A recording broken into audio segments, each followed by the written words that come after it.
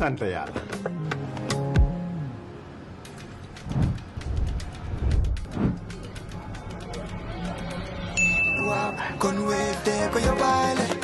looy xaar utal Wave nga scan nga fay te nag doo ci yokku dara.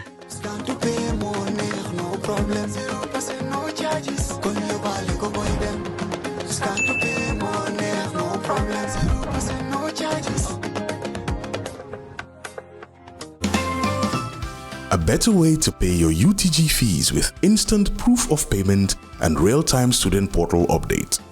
Paying your University of the Gambia fees has never been easier or more convenient.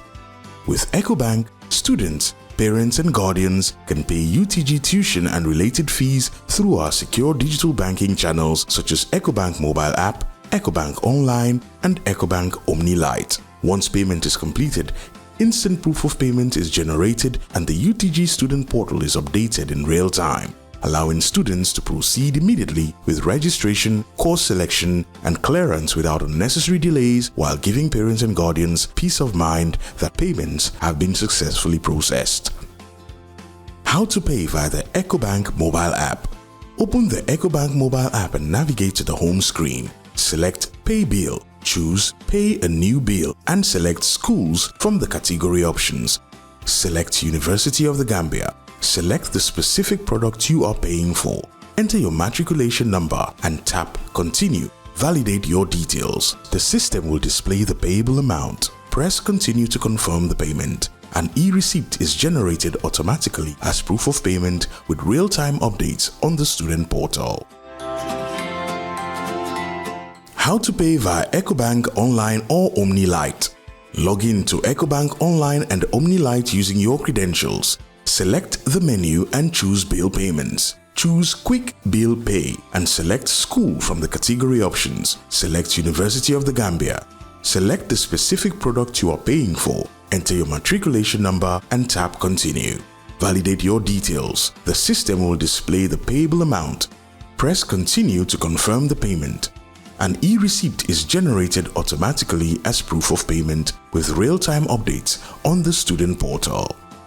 Walk into any Ecobank branch or pay through our digital channels and enjoy instant proof of payment with real-time updates on the student portal.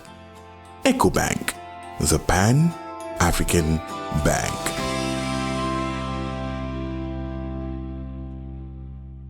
Jah Oil. The company have filling stations across the country, and our rates are relatively cheaper than anyone else across the country.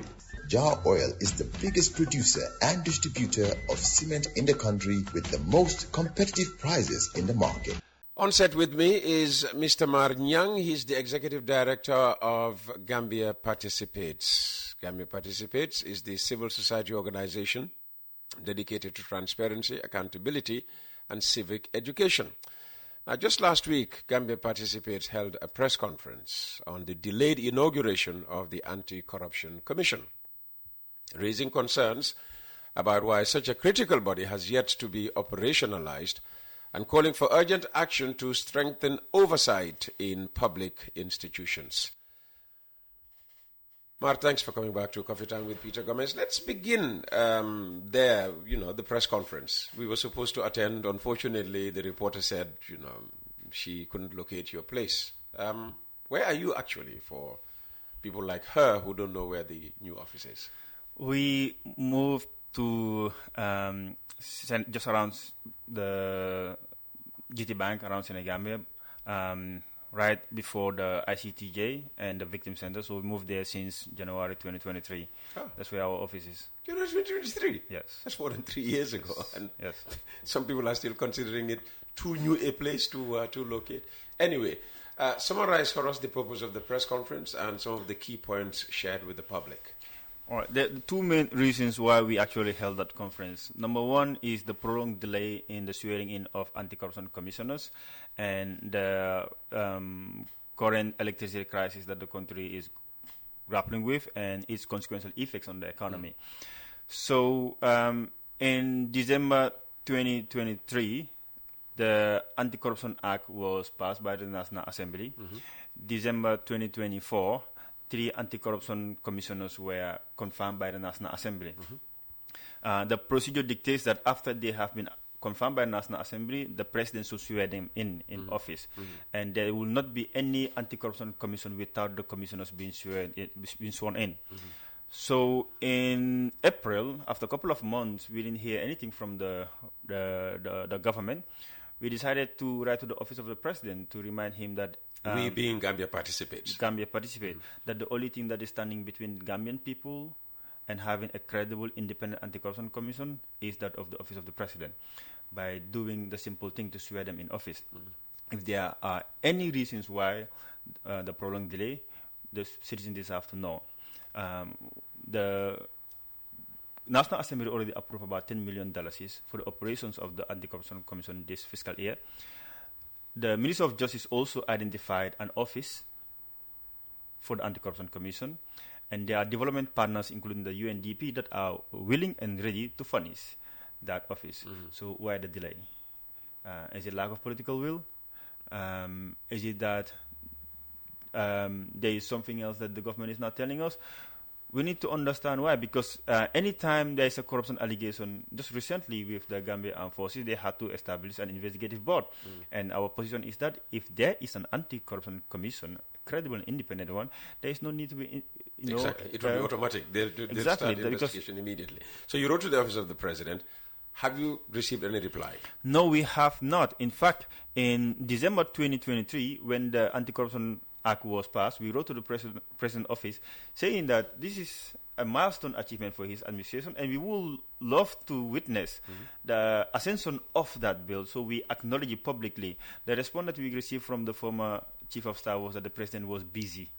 But then, I guess a day or two later, the president was available at the fundraising of the Fatima Barbaro Foundation. So there are just series of activities that make us convinced that there is lack of political will. In fact, when we wrote to them this April as well, to date we have not received a response. Why do you think there's so much, foot dragging over the Anti-Corruption Commission? Like I said, this series of activities has convinced us that there is lack of political will to get the Anti-Corruption Commission up and running. There's been series of corruption allegations. But why would there be, such lack of political will? Is it to suggest that everybody is corrupt in the current government? That's why they don't want, an anti-corruption commission? Except those that are responsible for making that decisions are afraid of having this in place because they will be investigated and prosecuted. And regardless, this is an act of National Assembly, and the swearing in must be done. It's not negotiable. There is just series of corruption allegations, and some of them proven. Anytime it comes out, right, we always hear we will investigate. Some of them petty ones, they have been prosecuted. The grand ones are brought under the carpet. Grand ones like which one? Well, there are several grand ones. The GPA, there was a 300 million allegation of corruption. The GPA said that they transferred the issue at the office, of the Attorney General. Today we don't know what the outcome of those allegations are, right? And then there are also other allegations, not allegations, but also this proven by the National Assembly, the Russian oil scandal. The National Assembly investigated that. What we received was from the government, the reaction from the government was that was a biased investigation. In fact, the National Assembly also mentioned in their report that while the police was doing their investigation, it was prematurely aborted. It was stopped because of political interference. And we also saw the security report scandal at the airport when the National Audit Office did their investigation. Every time I have to pay $1,000 leaving my country and trying to re-enter my country. Well, that's the first thing that greets you. That's the first thing that we have buy it's like we pay for a visa to exit the country, and again pay for a visa to re-enter the country. It's unbelievable, and you actually double paying for that. Yeah. It's already charged on the ticket, so you paid for it already, so why the double charge? So the National Audit Office did an audit of that. They highlighted financial misuse and procurement violations. The reaction of the government was it was half-baked. That was what the government said. So the airport renovation, $4 million actually. After the renovation, the airport started flooding with water. Well, flooding is one thing. What about the heat? That's the thing. Like no power, reliable power backup. And I'm going to come to that. I wanted to talk about the institutional culture of negligence and its effects in this country. I will talk about that of the airport, the Gambia Ferry service, and then that of NAVIC. The OIC as well, there were procurement violations, allegedly. Nothing happens as well since that has been raised a couple of years ago. So at the GRA as well, the Jammeh assets, the disposal of Jammeh assets, if pressure was not mounted on the government, they would not have published the list of the disposed assets. So it seems the government had the information previously, but they sat on it until pressure was mounted from the investigative journalists and then that of Gala. So the question is, why would the government sit on this information if they know that there was corruption in the process of disposing the forfeited assets? And those assets were forfeited in the name of corruption. Why would they be disposed of in a corrupt manner, right? And any person that is on that has the authority, right, to hold people accountable, if they don't do that, then they're basically aiding and abetting corruption. That's what the School of Corruption actually teaches us. You don't necessarily have to be corrupt, but if you don't do anything, you're complicit about it. Okay, I know you want to talk about what did you say? The institutional culture of negligence and its effects in Gambia. I want us to end on NAWEC because there's so much to say. And that's exactly how I actually prepared it. What I'm going to highlight here is what happened in different institutions and how it has actually affected the economy and then that of the life of the people. And we don't talk much about this negligence, and it's very rampant in our public sector. And I want to start with the Gambia Ferry services, right? In 2013, the Kanalai Ferry actually got stuck in the ocean from Friday, August 30th, 2013, about 2 p.m. to 1st of September 2013, with about 900 passengers on board. The reason was 2013 was Jammeh administration. Was pre-Barrow. Pre-Barrow. But I want to give the historical event because it's about the institution now, not the administration, right? And lives were on board of that on that ferry. Some of them actually had to spend the night at the ferry terminal, right? We all remember that incident. Yes. So that was 2013, but then we moved to 2022. The Kunta Kinte ferry was actually bought in 2019. But in 2022, they actually experienced engine breakdown for about 25 times in 2022. And when they bought the engines, these engines, they have a lifespan of 10 years. But barely after 2 years, they bought that engine for about $1.2 million. The engine started experiencing issues, and lives were on board of that vessel. And some of them, when they got stuck, there is no a standard rescue service. What they normally do is to send the canoes. And you could see in March 2023 when the Kunta Kinte was stranded in the water for 13 hours. So 2022, they bought this engine. 2023, they had engine breakdown for 13 hours. Oh, wow. So what type of engine was procured? For about 1.2 million, including the installation. 1.2 million US dollars. Well, I know there were reports on social media suggesting that they bought bus engines rather than ferry engines. But then the government came out, to swiftly deny those allegations. As always, that's what they do best. Now let's look at 2024, when the Kanilai Ferry engine also failed, and it was rerouted in the mercy of the wind and the current, the sea current, to Al Jamda, about 20 kilometers away from Barra. It veered off, its route. Right. So now let's look at this. 2013, this happened with Kanilai. 2022, there was also engine breakdown. 2023, and in fact, 2022, about 25 times engine breakdown. 2024, between January to April, the Kunta Kinte actually experienced engine failure of about 10 times. That was not enough for a warning. Where is the negligence here? The negligence here is the ferry has been sending you signals for several times. It has been sending you signals, but they didn't do anything about it until April 2024, when the ferry Canada Ferry experienced technical failure, and lives and property, about 800 passengers were on board of that ferry. About 24 hours, they were stranded in the water. No emergency rescue service. If anything happened, we will have experienced the what was the name of that incident in Senegal? Lojola, yeah. But Lojola, right? So all of this has happened over a period of time. You were supposed to do what you ought to do. You didn't do that. And it affected the economy because people could not cross anymore. It affected, in fact, there was a moment when a passenger actually died in the ferry. He was a patient supposed to go to Banjul, RVTH. He could not make it because the ferry got stranded in the water and he died.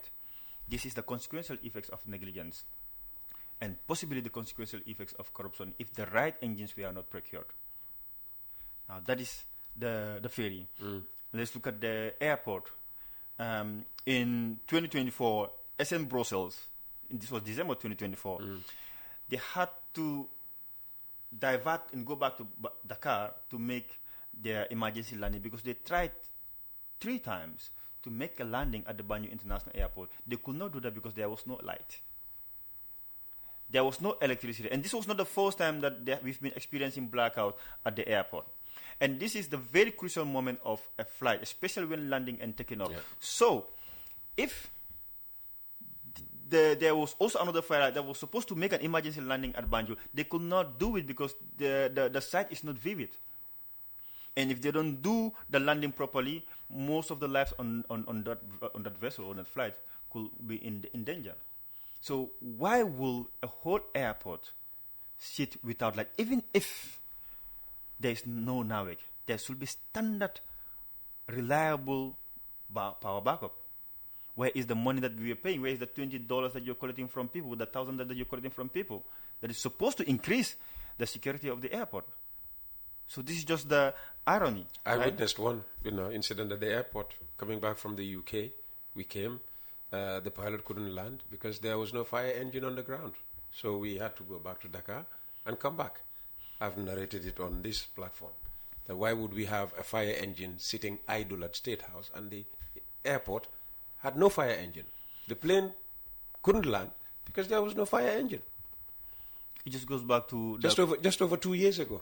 The culture of negligence in our publicity. Like, people don't care, right? They don't do their work, and that's also because of the system actually enables it. The system does not hold people accountable for their actions. And because of that, we've seen even life lost if you look at the negligence in the public health sector. The AKI case, when the government actually investigated it, their finding was there was institutional negligence that facilitated and allowed the contaminated drugs to make its way in the country. And about 70 children lost their lives because of negligence. Right? In other aspects, you will hear patients, especially women in labor. Numerous reports comes out where they will allege that nurses will shout at them while they're in pain. Nurses will shout at them. But it has been like that since Jawara's time. Now, why is it that the government did not change that? Because that is the culture that has been built there. In advanced countries that you've mentioned, coming from the UK, and then that of the US, your medical practicing license will be suspended. Not only will it be suspended, you could actually be trialed for the thought that you have done. Maybe the damages, psychological damages. Yeah. So that is not the culture that we have here. So because of the system enables it, the system allows it, this thing continues to happen. And even operations as well. There are reports that certain, in our public health facilities, certain patients, when they go through surgery, the surgeon will forget certain foreign materials in their system. It has caused death. It has caused severe pain in our brothers and sisters, mothers and fathers. Again, incidents like that, have happened even in advanced countries. Well, shouldn't we stop that? Yeah. I'm not saying just because it happens. I'm not saying just because it's happened, in advanced countries, it's okay for it to happen but here. But if it happens in advanced countries, there are accountability. Sure, absolutely. Right? Yes. That patient could actually trial that in a court of law, absolutely. And then that medical facility actually.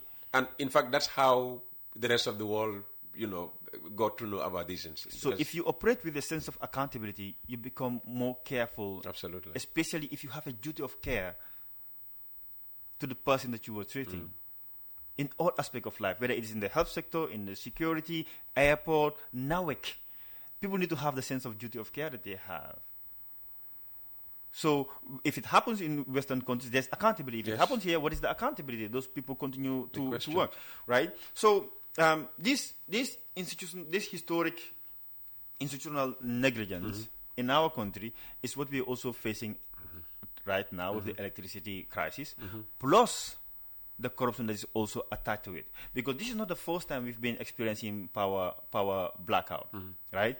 So when the SOE Commission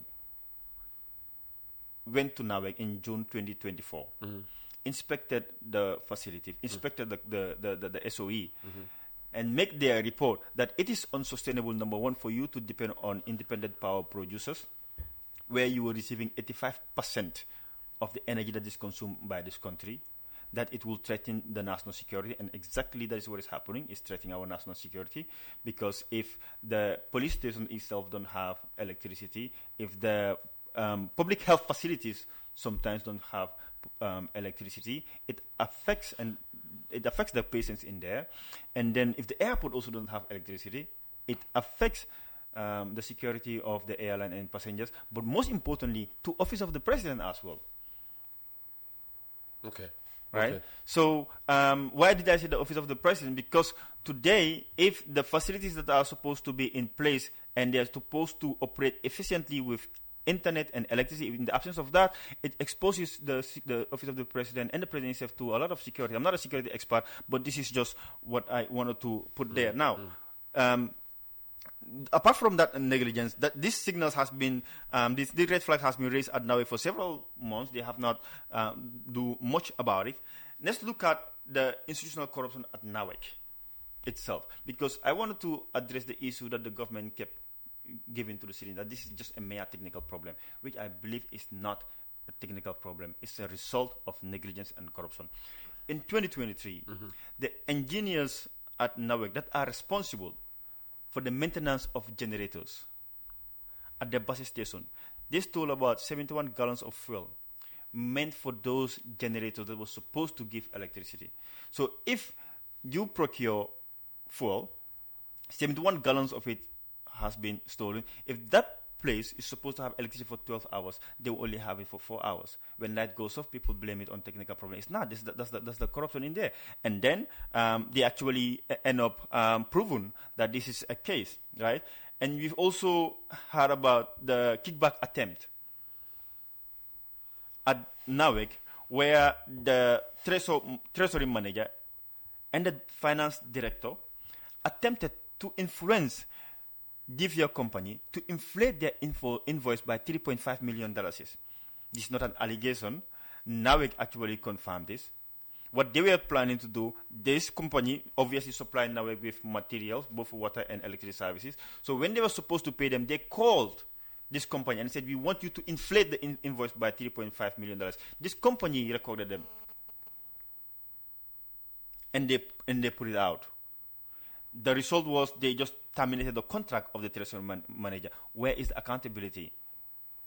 They would say that is accountability. No, but the person actually break the code of conduct. They've got rid of the rotten potato in the bag. No, that's not accountability. That's easy way of accountability, and that's what we always see when people are accused of corruption, especially grand corruption. They either terminated or suspended, but the money is not recovered. Recently, when the Minister of Finance was asked about the $27 million that was reportedly stolen by the auditors, how much was recovered? Only $1 million. Discovered stolen by the auditors. Discovered stolen by the auditors. Only $1 million was recovered.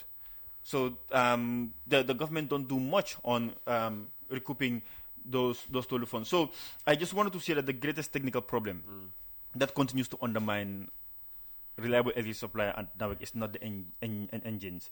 It is the case of institutional negligence and corruption. And we have to also inform the citizen. This is where I wanted to come in local language, if you permit me. Yeah, sure.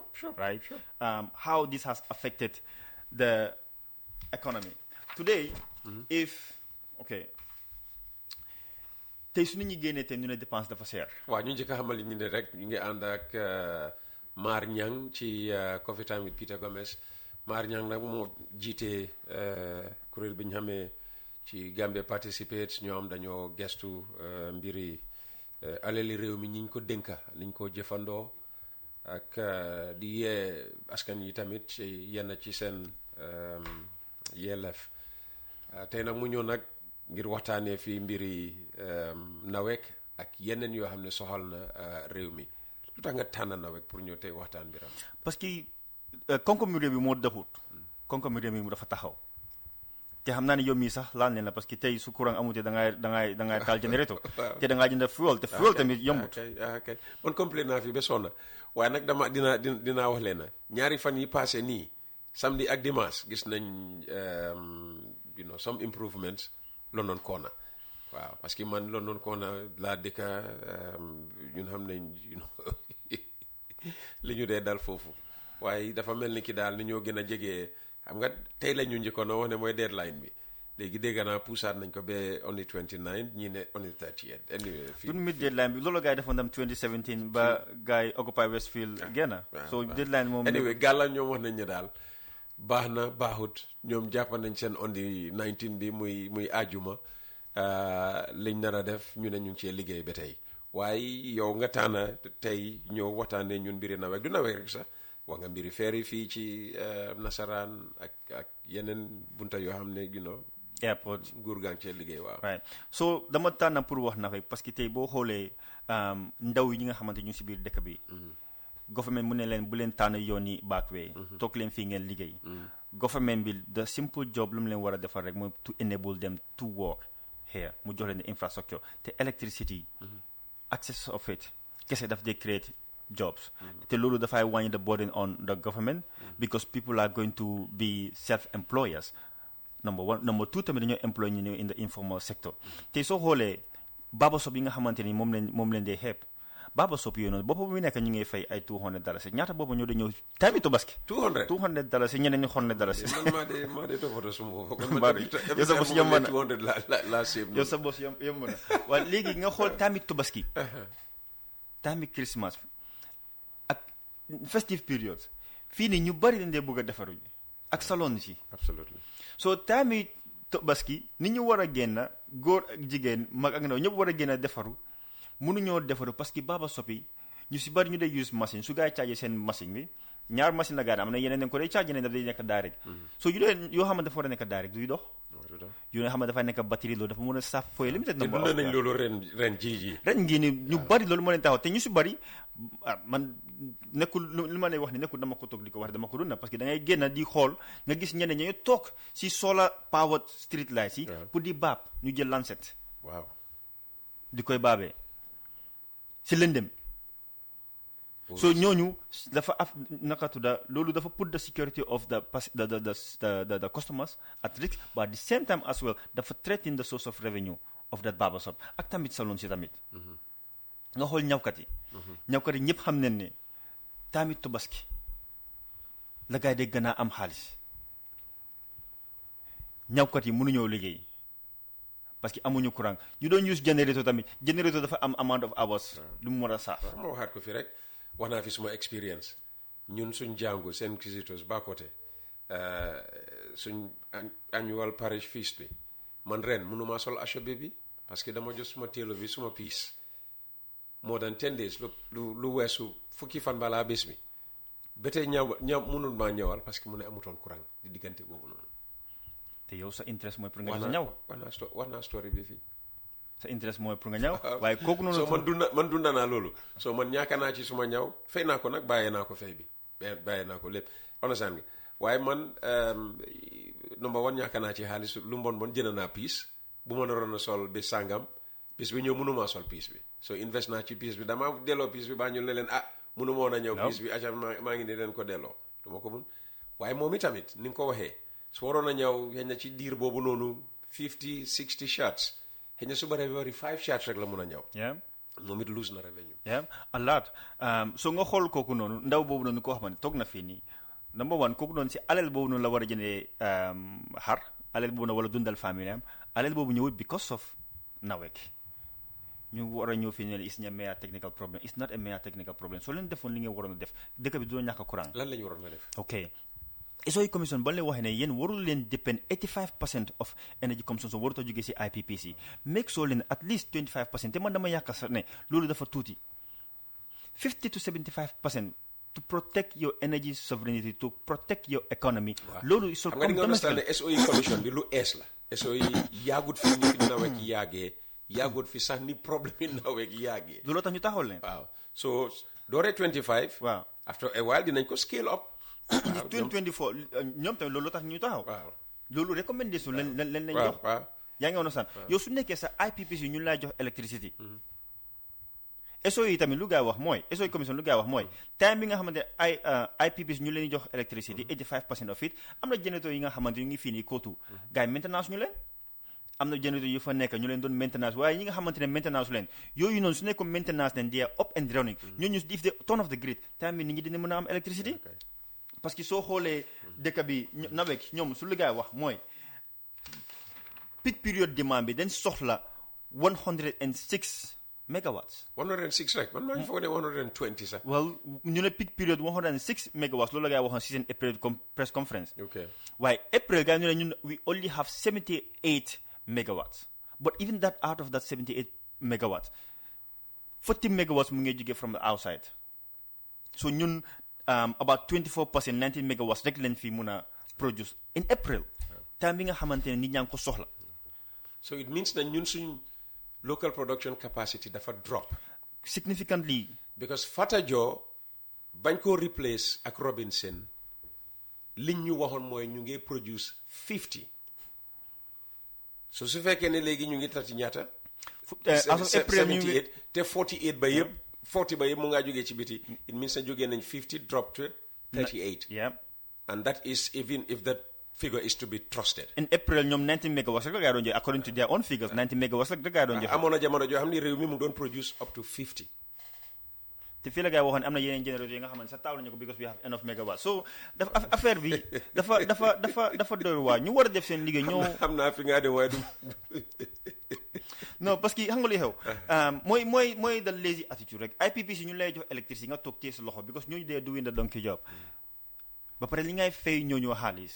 well li ñu bëgg a góomloo moo di ne producing locally is far more expensive than importing. How? well loolu la ñu wax although the question is ba tey mënuñoo wax every is it what megawatt or whatever. lan la ñoo cost. 13 foog naa 13 kilo per kilowatt 13.8 dollars.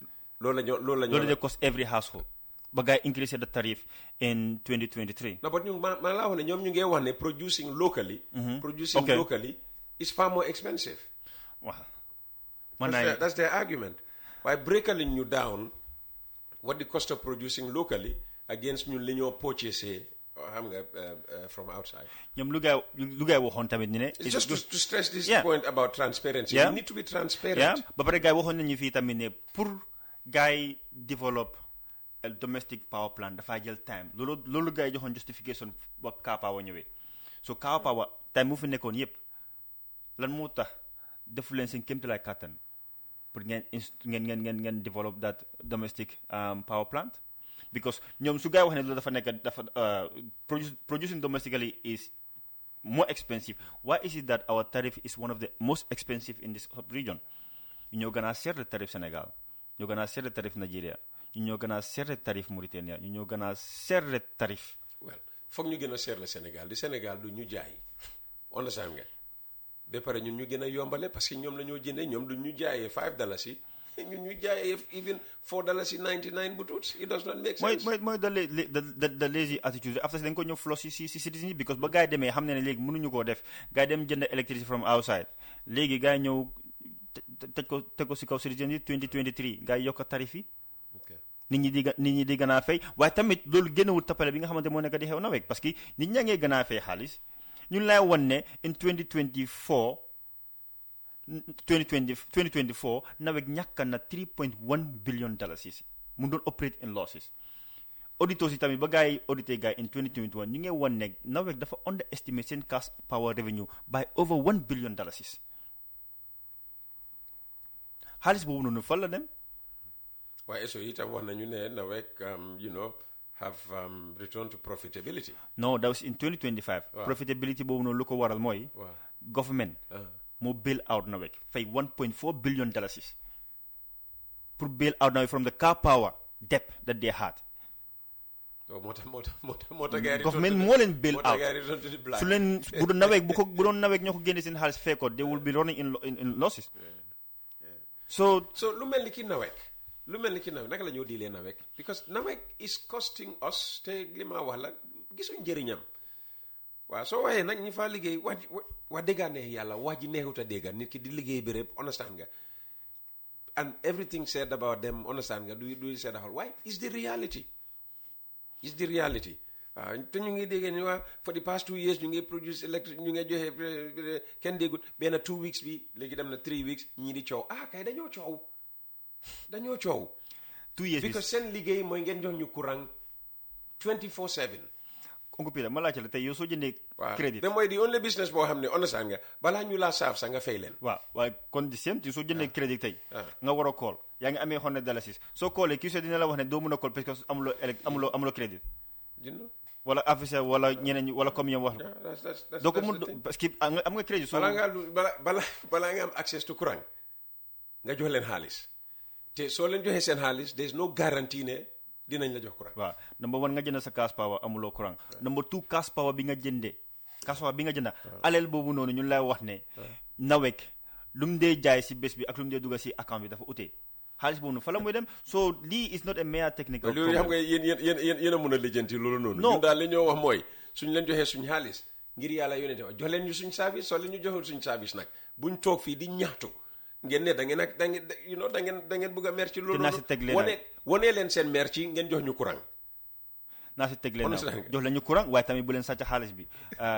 Oncle Peter ñaari at bu gaa nekk di wax ne these 2 years they've been providing stable electricity loolu amut. Gambia fii nii mus ñu am stable electricity depuis bu ñëwee boo ñëwee 1996. fii nii tane woon na improve na loolu laa bëgg a wax. pour ak noonu la ñu improve na. improvement am na. da nga daan dem 2-3 days yoo xam ne doo am benn disruption. improvement am na thanks to the IPPs. not NAWEC. IPPs ñoo la ko doon bu doon NAWEC ba tey duñ mun a am stable electricity. yaa ngi woon saan. so dama bëgg a delluwaat si business yi parce que looloo tax tamit ma dugg si si local language. nga xool tey. war na man na wax tailoring wax naa Baba Sow nga xool tamit fuur yi. fuur yi ñoo xamante ne dañu am dis advanced ovens. dañ soxla essence ak courant pour ñu mun a liggéey ñooñu duñ mun a béek bu dee courant amut te su nekkee gars yi dañu nekk di jënd essence da ngaa gis ne fu mu nekk ñu fur yu bari dañu wàññi doole mbuuru bi. dañu wàññi so ñun ñooy fay. ñoo ko fay it all goes back to the citizens again fuur yi dañu wàññi seen ñu si bari am na du ñëpp am na ñu si xam ne wàññi ne seen doo leen mën a blame. am na ñeneen ñi sax soo duggee ñu ngi wax ne nga support leen def contribution pour mun a dawloo ñu yokk advertisement rate si. soo ko defee itam kenn du la blame because li nga soo xoolee sa daily expenses this past month compared to before di nga gis ne fu mu nekk ni nga gën a nekk di expend more than previously te sa revenue yow ni nga nekk di charge ba te sa rate baa ngi at the same level. Absolutely. nga xool tamit restaurants yi tamit ñu bari dañ lay use this advanced cooking technology te yooyu daf leen need electricity mënuñoo dundee mën a liggéey last time la doon wax rek ma dem tropic most of it they on backup waaye am na benn de last week si suba dama dem foofu noonu business yëpp a ngi taxaw parce que générateur bi doxul te foog ñu understand parce que générateur bi mu doon overuse ba pare tamit courant amut te ñooñu su weer bi dee dañoo fay seen rent. Absolutely. at tropic nga xool wel de maan yi léegi dañoo am shift ñoo xaar time bu nawet war a ñëw ñu war a liggéey te su gaa yi liggéey tamit customer ñu gaa yi nekk di saaf ñoo ñu ngi amee seen project te seen project is contingent to one phase being done pour ñu mën a defal leneen. te dafa des tam yow sa welding shop bi fi mu nekk su fekkee ne yaa ngi ci diggi dëkkuwaay yow doo am nag nawet 3 am nga jóg ne da ngaa tere nit ñi neloo. doo ko mën a def. te time boobu la courant di ñëw te ñoom tam dañu war a nelaw pour seen wérgu yaram ne nekk dañu mën a ñëw liggéey. nga xool carpentry waaye wax ma loolu tamit nga xool tamit cold storage business and meat vendors tey soo xoolee ma xuus tuuti xam naa ne amuñu time nga dem si supermarket yi.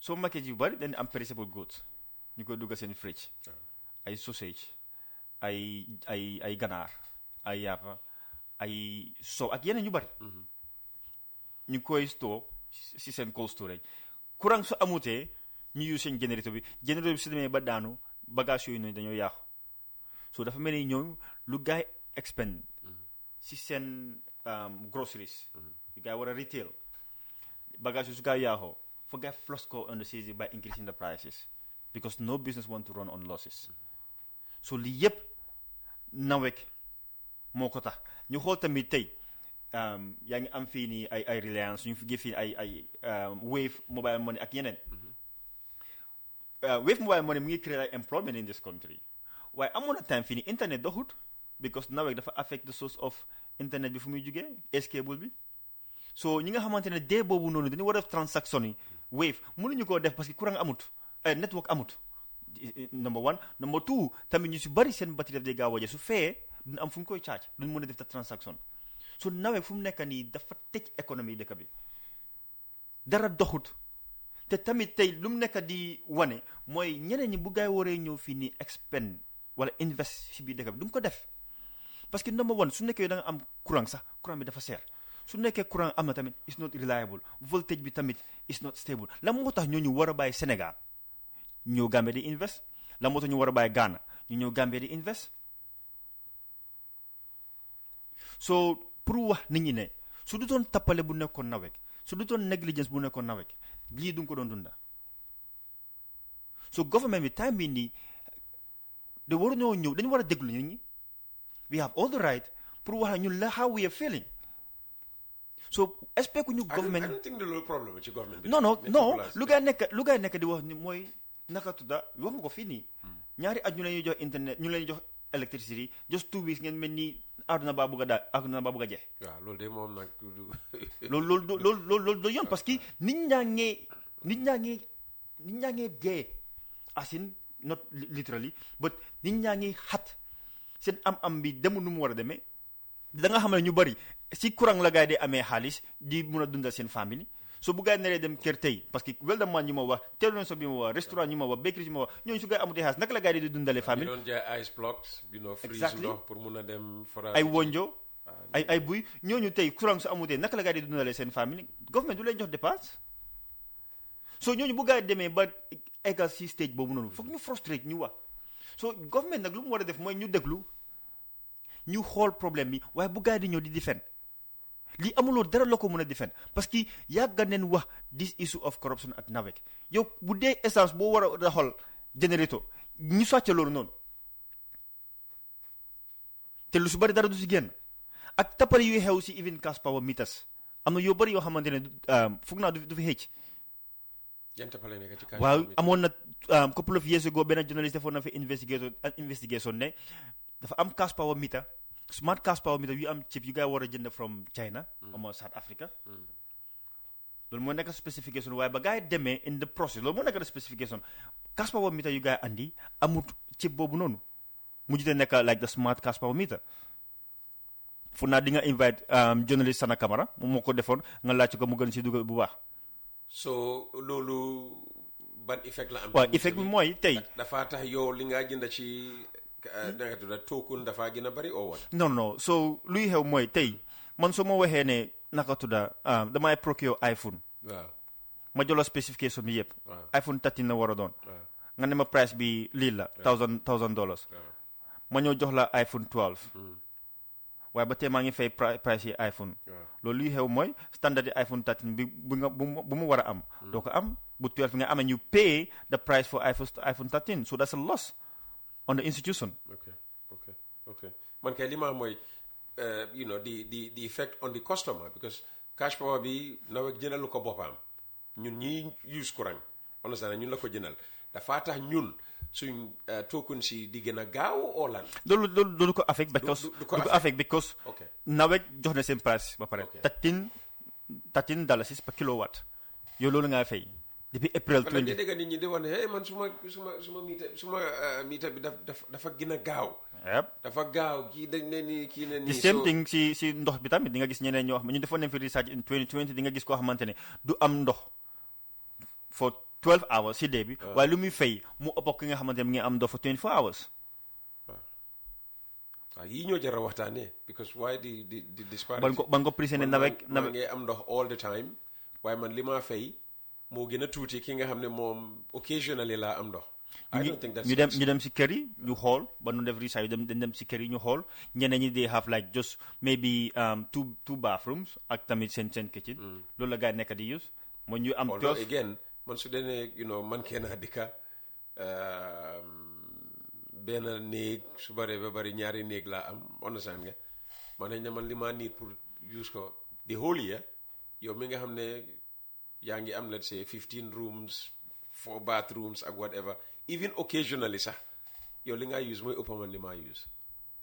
loolu mën naa nekk. waaw so family size and all those. waaw family size yëpp ñun suñu report bi is available on our website. We also did mention about the family size. Ni nga gis ñeneen seen family size actually is smaller than the others, but they get to pay more.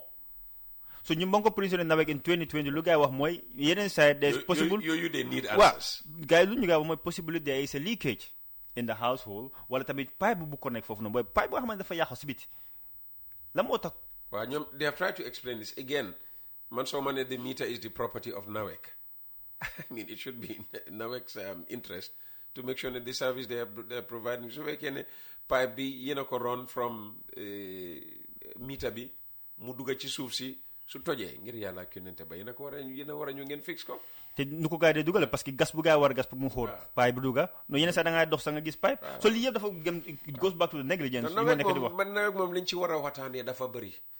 Even su passé sax even suñu joxoon courant bi 100%. Again, there's the element of cost. There is quality of customer service and all of that. When you're dealing with the public, da nga war a dañ naxari deret de parce que am na ñoo xamante ne. well I'm not sure about it. non naxari kam ma wax la moo tax gars yi naxari deret waxuma ñëpp nag xam nga su ma waxee nekkut ne damay lebal ñëpp.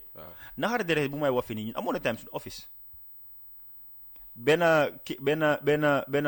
electric pole moo doon spark ñu call seen technicien bi ñëw dama mujjee call because dama am personal contact ma call kooku noonu kooku mu facilité kooku ñëw ba mu ñëwee dafa ne rek fay dem around that area la fay dem ma oo ko mooy li ma fi customer care customer service whatever you want to call it mooy loolu mooy bokk na ci biggest problem yi all public service providers. mooy naxari dere rek bu may wax parce que tey yow boo defee loolu ma ne la kaa nga ñëw fix ni ñu ngi war a liggéey nga ne ñu ne dama am feneen fu may dem liggéey bi dafa bari nga fay foofu noonu dem so amoon na benn incident bu ma gis Brufut the same incident right 3 minutes lañu def waaw similar incident native they are coming out similar incident pole bi di da am mu doon spark gars yi jël xeer di koy jam ma ne gars yi ne lu tax ngeen di jam ni doo leen xaar ñu ko nawee ñu ne nawee soo leen ko du ñëw. So problem NAWEC is just beyond this technical problem bu ko gars yi di mbuboo affaire bi du technical problem government bi kon ko ñoom so laaj na daal ñu seetaat seen bopp dañu war a seetaat the institutional negligence bu nekk NAWEC ñu adresse loolu di xool di déglu nit ñi déggal nit ñi déggal leen ndax mun a def li nga xam ne moom mooy xam nga please nit ñi rather than xëy na ñoom ñuy react the way they react. ma yaakaar ne the Gambia Bureau of Statistics the central bank dañu war a joxe data depuis April ba tey ñu war a def survey dañu gaa def survey ñaata millions of dollars more loss of business revenue because of NAWEC's action dëkk bi state bi mun a xam waaye electricity access is a fundamental human right. So pour am na yu bari yoo xamante ne du ma ko mën a wax comme nga ne time amul waaye waaw pour wax ne nii oncle Pira affaire yi NAWEC bii nii tappale bu ñu si doon yàggaa wax négligence bu ñu si yàggaa wax bu NAWEC xare ñoon si seen liggéey gars yi pare pour liggéeyal dëkk bi lii du nga ko doon expérience parce que ñoom lii moom su amee rek it's simple ok c'est technical problem government bi ñëw defend leen su gaa yi amee boobu noonu that mindset in public institution loolu mooy fes si liggéey. waaye xam nga tam ñoom dañ de foog government defend leen parce que ñoom tam ñu ne seen biggest debtor ñi leen gën a ameel mooy nguur gi am na ministries yoo xam ne dañuy use courant duñ fay. then it's a systemic failure. It's a systemic failure. But then government at the same time government loolu du problème yi taxpayer bi. There's just 240 million. That's about $2 million. Yow ko nguur gi fayut la loolu sa problème la nguur gi understand nga soo ñëwee di fay nga ñëw jox ñu loolu as an excuse duñ ko jënda parce que man amee lu ma la so waruloo maa dóor yari nguur gi tereel nguur gi te doo dégg ñu la fay nañ ministre sangam understand nga nguur gaa la ameel de waaye ba tey yaa ngi ragal a fay nguur gi doo fay courant am jox ma man mi nga xam ne maa ngi laa jox xaalis all the time da ngaa ñëw toog naan ma nguur gi lii la ñu ameel moo tax ñu nekk ci problème bi man teguma la problème boobu nguur gaa la teg problème bi di la nguur gi ayee ko courant soo amee sañ-sañ bi man mi la jox suma xaalis kay bul toog ci suma ko xaalis ba pare da ngay xañ business yi courant waaw business bi nga xam ne mooy dawal dëkk bi da ngaa jënd wanaa ko fii last week damaa jënd courant ci liggéeyukaay bi jënd courant ci suma kër te maa ngi am joori cash power ci suma mita bi fa ci kër gi joori cash power ci radio bi fii nii waruma jënd fuel on top of that.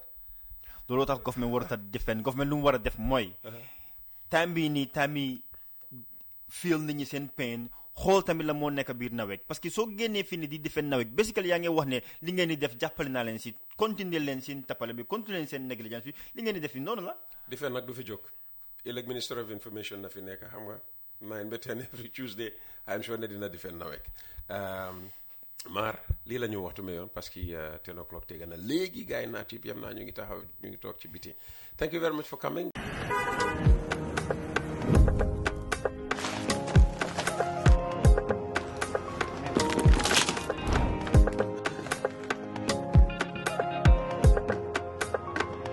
yëpp lay fay sant yàlla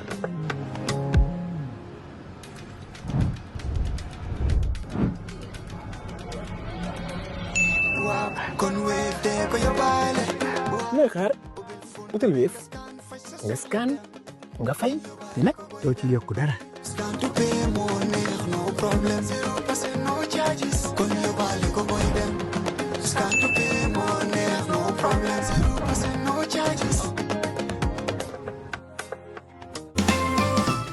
A better way to pay your UTG fees with instant proof of payment and real-time student portal update. Paying your University of the Gambia fees has never been easier or more convenient.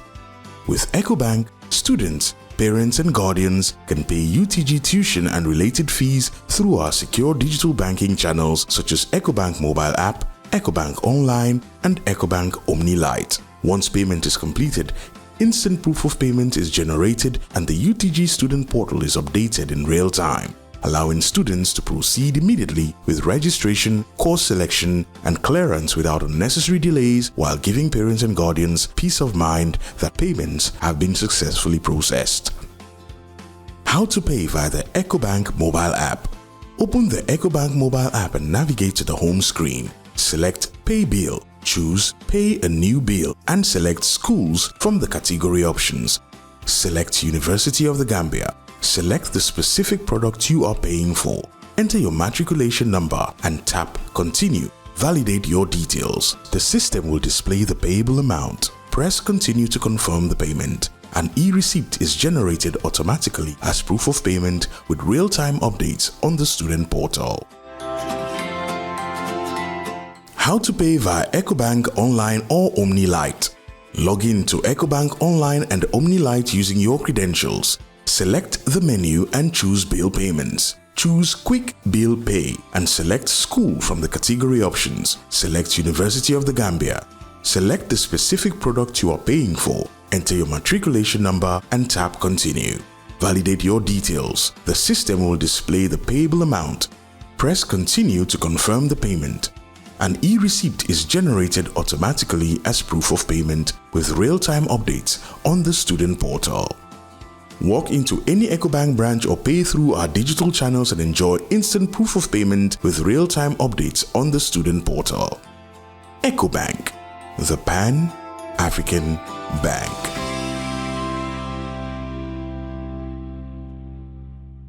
Jah Oil, the company, have filling stations across the country, and our rates are relatively cheaper than anyone else across the country. Jah Oil is the biggest producer and distributor of cement in the country with the most competitive prices in the market.